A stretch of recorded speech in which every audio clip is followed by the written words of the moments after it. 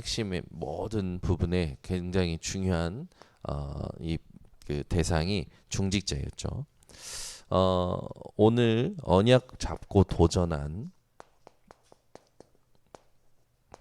산업인입니다.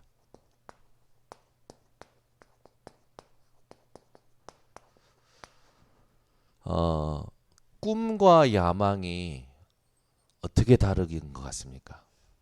한번 생각해 보세요. 꿈과 야망이 어떻게 다른 것 같습니까? 뭐 어떤 분은 그러더라고요.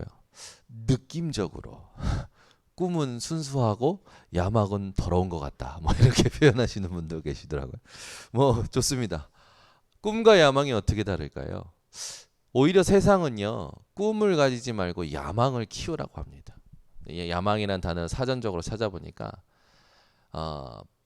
반드시 이렇게 뭔가를 해내는 그런 어떤 도전, 뭔가 이런 목표 의식, 그런 걸 이제 얘기를 하죠. 근데 복음 안에서 제가 꿈과 야망이 어떻게 다른가 생각을 해봤어요. 우리 꿈하면 생각나는 사람이 누굽니까? 요셉이죠. 요셉은 무엇이 꿈이었습니까? 언약이 꿈이 되었어요. 고로 복음 가진 사람에게 있어서 필요한 게 뭘까요? 내가 정확한 언약이 있느냐 없느냐, 그게 중요하겠죠. 그럼 우리에게 있어서 정확한 언약이 뭡니까?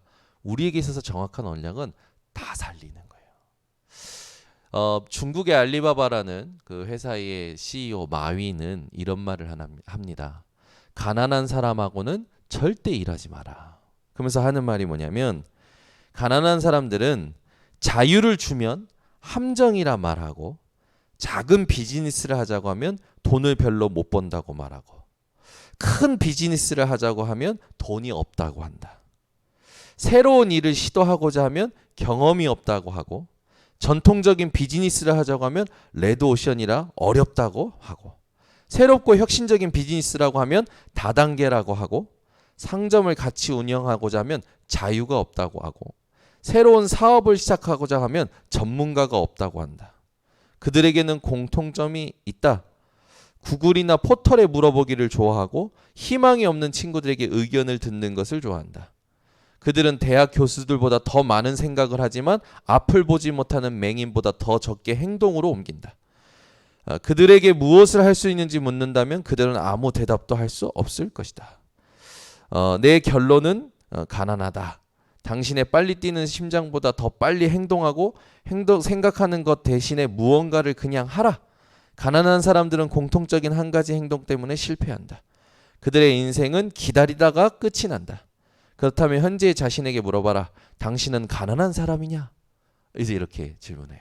무슨 말입니까? 생각이 안 바뀐다라는 거죠. 생각이 안 바뀐다라는 거예요. 되게 충격적인 말이야. 어떤 대단한 사람보다 생각을 많이 하는데 생각에서 멈춰 있다라는 거예요. 그럼 한번 생각해 봅시다. 복음 가진 사람 입장에서. 여러분, 그냥 해야 됩니까? 우리는? 아니에요. 되게 일리 있는 말이거든요. 되게 일리 있는 말인데, 우리 복음 가진 사람은요, 언약을 가지고 도전해야 돼요. 그러면 말씀도 임했고 언약도 임했는데 왜 안 합니까? 그게 우리의 근본 무기력입니다. 하나님께서 오늘 이 새벽에 저와 여러분 산업인들, 중직자들에게 원하시는 게 있어요. 언약을 잡고 도전하기를 원하십니다. 말씀은 맨날 받는단 말이에요.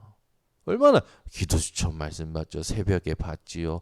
수요 예배 받지요. 금요 기도에 받지요. 그죠? 왔잖아요, 말씀. 그다음에 주일날 1부, 2부, 구역공과 3부, 거기다가 우리 저기 장로님들은 저 임마누엘 1부, 2부까지도 다 듣고 그러시잖아요. 메시지 얼마나 많이 듣습니까? 근데 왜 안 됩니까? 홍수처럼 메시지가 쏟아지는데 홍수에 마실 물이 없는 것처럼, 홍수라고 마실 물이 많습니까? 아니잖아요. 홍수가 되면 다 잠기잖아요. 마실 물이 없어요. 그 많은 물 중에서 메시지가 홍수처럼 나오지만 내가 마실 물이 없는 거예요. 엄청 심각한 문제죠. 여러분들이 오늘 이 아침에 빨리 찾아내셔야 됩니다. 어제도 얘기했지만 여러분 사람들이요 메시지를 들으면 맞다라고 해요. 고개도 끄덕인다니까요. 아 그리고요 인정도 해요. 뭐까지 하면서 한지 압니까? 눈물까지 흘리면서 인정도 해요. 그러면 이 사람이 복음 받은 겁니까? 이 사람이 말씀 받은 겁니까? 여러분들도 그러실 수 있어요. 주일날 메시지 받으면 막 고개도 끄덕여 맞다 은혜도 된다 하는데 이게 안 되는 거예요. 여기서 일로 가야 된단 말이에요. 뭡니까? 영접이 돼야 돼요. 사람들 잘 보세요. 예배 드리면 메시지 받으면 맞다 고개도 끄덕이고 인정도 하고 눈물도 흘린다니까요. 근데 영접이 안 되는 거예요. 영접이라는 단어는요 뭡니까? 받아들인다라는 거예요. 요한복음 1장 12절에 보니까 영접하는 자는 어떻게 됩니까? 하나님의 자녀가 되는 권세를 주신다고 하셨잖아요. 여러분 세상 사람들이 얼마나 많은 책을 읽습니까? 얼마나 많은 명언을 듣고 그 명언을 따라서 하려고 합니까? 안 돼요. 왜 안 됩니까? 이 사이에 엄청난 벽이 있는 거예요. 무슨 벽이 있습니까? 각인된 게 있어요. 뿌리 내린 게 있어요. 체질된 게 있다니까요. 결국 뭡니까? 안 바뀌어요. 자고 일어나면 자기 생각하는데요. 자고 일어나면 자기 안에 갇혀 있는데요. 행동주의, 마위는 행동주의를 얘기한 게 아니죠. 여러분들 잘 생각하세요. 성공한 사람들의 공통점이 뭔지를 잘 생각해 보세요. 그러나 우리는 그런 성공한 사람들을 살리라고 언약을 하나님께서 주시는 거죠. 그래서 우리 모든 우리 중직자들과 산업인들이 오늘 정확히 붙잡으셔야 됩니다. 오바댜는요.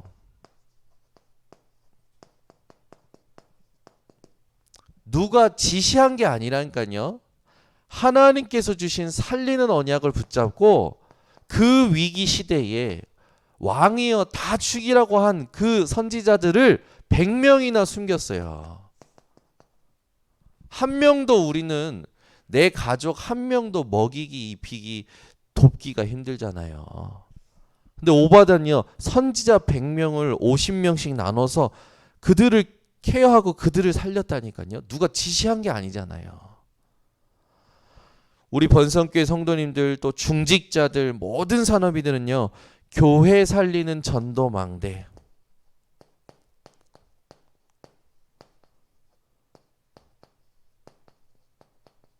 교회 살리지 않으면요, 여러분.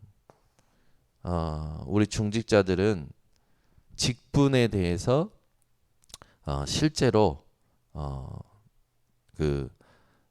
일하지 않은 것과 똑같습니다.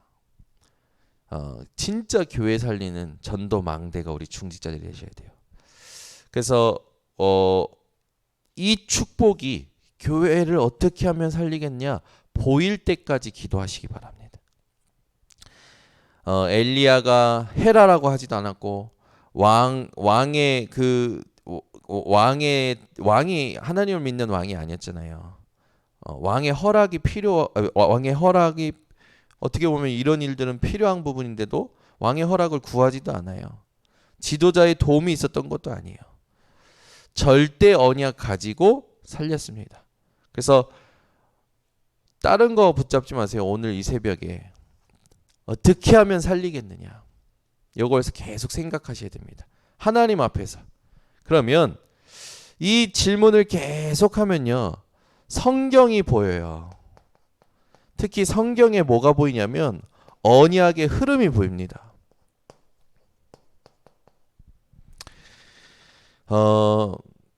하나님께서 이 부분에 눈을 열어주시기를 예수 그리스도 이름으로 축원합니다. 어떻게 하면 하나님 살립니까? 어떻게 하면 교회를 살리고 어떻게 하면 우리 후대들을 살리고 어떻게 하면 후대들에게 하나님 복음을 남기겠습니까? 계속 한번 질문해 보세요. 하나님께서 여기에 다 무너지는 게 아니라 오히려 절호의 기회로 위기를 정복하도록 인도하실 겁니다. 오바댜처럼요. 그래서 기도하는 사람이라면 나옵니다. 이게 반드시 다 살리게 돼요. 위기도 절호의 기회로 하나님이 바꾸어 주시는 응답을 받게 됩니다.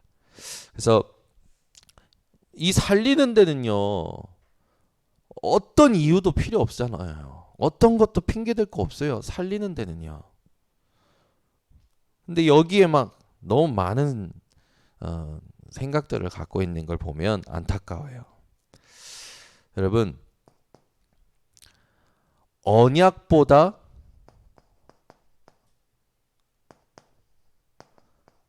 강한 위기가 없습니다. 언약이 위기보다 강합니다. 언약이 하나님의 말씀이 하나님의 약속이 위기보다 강하다니까요. 그 증인들이 렘넌트 7명. 많은 사람 볼 필요 없어요. 요셉만 보시면 됩니다. 요셉에게 하나님의 언약이 꿈으로 세팅되는 순간부터 요셉은 노예로 가도 누명을 써도 감옥에 갇혀도 대단한 어떤 영향력 있는 사람 앞에 서도 엄청난 과업이 생겨도요, 절대로 요셉은요 거기에 흔들리거나 거기에 영향받거나 그것 때문에 시험 들거나 하지 않았어요. 왜? 하나님의 언약이 이루어지는 것을 확신했기 때문에. 그래서 창세기 45장 1절에서 5절에 보면 요셉이 자기를 팔았던 형들을 마주했을 때 그 형들에 대해서 어떤 책망하거나 심판하지 않고 정확히 뭐라고 합니까? 형님들이여 나를 팔았다고 해서 한탄하지 마소서, 근심하지 마소서. 하나님께서 많은 생명을 구원하시려고 나를 형님들보다 먼저 보내셨나이다. 요셉은 언약을 붙잡았는데 얼마만큼 붙잡았냐? 어떤 위기도 요셉을 흔들 수 없을 정도로 붙잡았죠. 다윗도 마찬가지예요. 사무엘이 기름 부었을 때 왕이 될 거라고 했단 말이에요. 그때 여호와의 영에 크게 감동되고 나서 다윗은요, 골리앗 앞에서도 사울이 그 시기 질투하면서 죽이러 와도요, 그 이후로 자기가 실수했을 때도 또 아들 압살롬이 반란을 일으켜도 절대 흔들리지 않고 끝까지 하나님께서 내게 주신 그 왕이라는 것을 두고 성전 건축을 완전히 준비했고 하나님이 원하시는 계획을 이루는데 집중했죠. 우리 모든 번성교회 성도님들, 어떤 위기를 만나더라도, 우리 산업인들 어떤 위기를 만나라도 하나님이 내게 주신 정확한 언약 뭡니까? 오늘 이 새벽에 붙잡아야 될 정확한 언약은 살리는 겁니다. 다 살리는 언약 붙잡고 여러분들은 승리하시기 바랍니다. 히브리서 11장에도 믿음이 어떤 믿음이에요? 하나님의 약속을 믿는 믿음이에요. 거기에 보면 그냥 믿음이 아니라 하나님의 말씀을 믿음으로 라는 부분들이 나오죠. 그 인문들의 특징이 전부 언약을 믿은 거죠. 초대교회가요, 모여서 10일 동안 기도할 때 예수님 승천 이후에 뭘 붙잡고 내려왔습니까?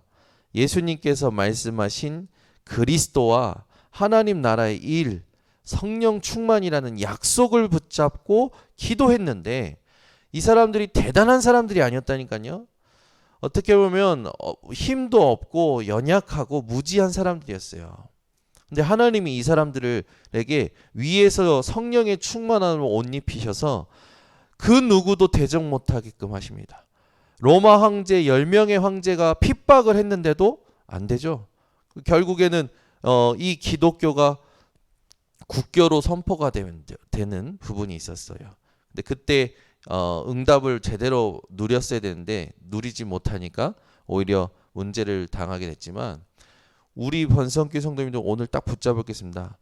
언약을 끝까지 붙잡고 확인하셔야 됩니다. 그러고 나면 여러분들이 산업을 가지고 이 언약을 가지고 이제 기도하면 나의 산업에 뭐가 되냐면 도전이 되는 거예요.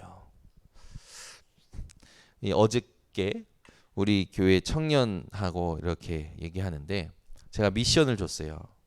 지금 막 기후 변화다, 막 온난화다 이런 말들을 성도님들이 뉴스를 통해서 간간히 듣지만 이거를 우리가 하나님의 복음 안에서 하나님의 시간표를 가지고 정리를 하는 사람이 필요하다. 네가 그 분야에 있으니까 네가 성경적으로 지금 지구 온난화에 대해서 성경적으로 지금 이 기후 변화에 대해서 하나님 앞에서 답을 얻고 편집을 해봐라. 그리고 그거 우리 교회 렘넌트 데이 때 성도님들한테 또 우리 렘넌트한테 소개를 해봐라. 미션을 줬단 말이에요. 근데 그날부터 단 한 번도 그렇게 생각을 안 해봤는데 그렇지. 제가 이제 그때 준 게 뭐냐면 여러분 지금 일어나는 모든 기후 변화가 막 온실가스다. 그래서 탄소 중립이다. 여러분 막 사람들이 여러 가지 원인을 제기하는데 여러분 이미 성경은 예언하고 있어요. 말세 때 무슨 일이 일어날지 용광로 같은 그 불같은 날이 너희에게 이른다고 했습니다. 그죠? 말씀대로 돼가고 있는 거예요. 근데 여호와를 경외하는 너희에게는 치료하는 광선이 나온다고 했단 말이에요. 여러분 사람들이요 여러 가지 얘기를 됩니다. 그러나 그게 뭐 영향이 없다라는 건 아니지만 우리가 진짜 생각해야 될 거는 지금 태초에 말씀으로 천지창조하신 하나님께서 주님 다시 오시는 그날까지 모든 말씀이 1.1획도 떨어지지 아니하고 다 성취되면서 그리스도의 재림마저도 그리고 우리가 그리스도와 함께 심판 자리에 앉아서 그 영광과 영화를 누릴 것마저도 성취될 거란 말이에요. 그래서 그 미션을 줬더니 이 친구가 어제 가서 만났는데 목사님 그날부터 자기 이게 달라진다는 거예요. 뭐든 보는 게 눈이 달라진대요.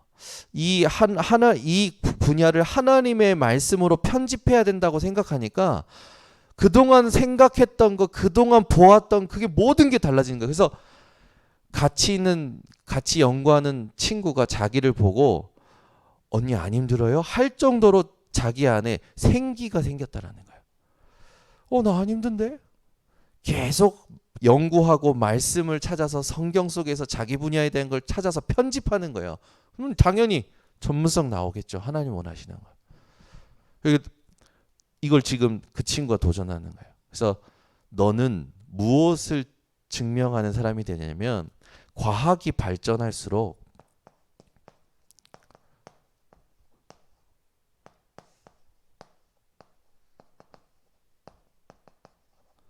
in the beginning 태초에 창세기 1장 1절 이걸 증명하는 사람이 되어야 된다. 여기에 너는 천병이 돼야 된다. 과학을 왜 공부해야 되느냐? 이걸 증명해야 되니까. 그래서 딱 언약으로 붙잡는 거예요. 우리 교회 산업인들이요. 내 산업을 가지고 하나님의 영광을 위하여라는 말은 많이 하지만 무엇이 돼야 되는지 아십니까? 우리 산업인들이요.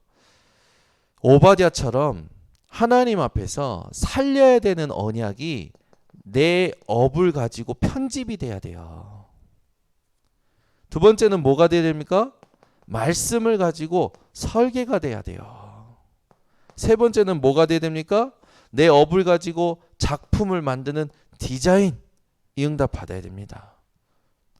그래서 오바댜는요. 이 정확한 언약을 붙잡고 100명의 선지자를 살리면서 실제로 오늘 엘리야가 아니고 오바댜가 그렇게 하면서 오바댜가 엘리야를 만나면서 엘리야가 갈멜살 전투를 통해서 모든 거짓 선지자들이 패하여지는 응답까지 연결되어지는 겁니다. 그래서 결국에는 오바댜가 남긴 것, 우리 산업인들이 남겨야 될 것, 중직자들이 남겨야 될 것, 오바댜는요 완전히 선지자를 보호했어요. 제가 한번 얘기했지만 그 100명의 선지자들이 어떤 선지자들이었을까요? 궁금하지 않으십니까? 오바댜가 다 오바댜의 그 기준에 맞고 오바댜가 자기랑 맞는 선지자들만 보호했을까요? 저는 그렇게 생각하지 않습니다. 하나님의 선지자를 보호했다고 생각합니다. 중요하죠. 우리 번성교회 중직자들과 산업인들은요, 이 응답, 선지자를 살리는 응답 받으셔야 돼요. 나중에 어떻게 됩니까? 갈멜산 응답이 탁 붙잡아지죠. 실제로 그 오바댜를 통해서 엘리야는 호렙산까지 가서 미래를 가지고 가게 됩니다. 막 여기 가기 전에 막 이제 넉넉하오니 내 생명을 거두어 주시옵소서 막 엘리야가 이러잖아요. 근데 하나님께서는 너 말고 7천 제자가 남아있다라고 말씀하시죠. 우리는 하나님의 음성을 들을 줄 아는 사람들이 되어야 됩니다. 그래서 여러분들의 헌신이 그냥 헌신이 아니라 이것을 남기는 헌신이 되는 줄 믿으시고, 오늘부터 제일 중요한 게 뭡니까? 누가 알아주든 안 알아주든 언약을 붙잡고 지속을 하셔야 됩니다. 그래서 우리 번성교회 성도님들, 또 중직자들, 산업인들, 하나님께서 지금 우리에게 주신 138의 언약 가지고 393을 매일 항상 24, 25 영원으로 실제 누리는 우리 중직자님들, 산업인들 되시기를 바랍니다. 이 안 바뀌는 부분이요, 하나님의 은혜와 하나님의 믿음의 선물로만 바뀌는 거예요. 그래서 어제도 얘기했지만 우리가 해야 될 일은 이 사람이 어떤 말을 듣고 인정을 해도 그리스도 전하는 거고, 이 부분에 하나님의 은혜와 하나님의 믿음의 선물이 임하는 시간표를 기다려주고 함께 하는 거죠. 그러면 하나님께서 이 사람에게 주시는 시간표, 이 사람은 구원을 받게 됩니다. 구원 받았을 때 그 구원을 누릴 수 있도록 돕는 여정은 그 다음에 우리가 말씀 속에서, 흐름 속에서 함께 가면 되는 겁니다. 그래서 어제 수요 예배 말씀, 또 오늘 새벽 예배 말씀 놓치지 마시고 언약 잡고 도전하는 우리 모든 중직자 산업인들 되시기를 바랍니다. 기도하겠습니다. 하나님 감사합니다. 오바댜를 통해서 우리가 어떤 신앙을 회복해야 될 것인지 알게 하신 하나님, 우리 이 새벽에 모든 성도들과 모든 중직자 산업인들이 다 살리는 응답의 언약을 이 다 살리는 언약을 응답으로 받도록 하나님께서 인도하여 주시옵소서. 그래서 메시지를 듣고 하나님 맞다라고 인정도 하고 또 공감도 하고 깨닫지만 실제로 이거를 실천할 수 있는 힘을 묵상 속에서 누릴 수 있게 하여 주시고, 이것을 지속할 수 있는 기도의 힘을 상구삼으로 늘 누리도록 역사하여 주시옵소서. 지금은 우리 주 예수 그리스도의 은혜와 하나님의 사랑과 성령의 교통하심이 모든 중직자 산업인 성도들 머리 위에 지금부터 영원토록 항상 함께 있을지어다. 아멘.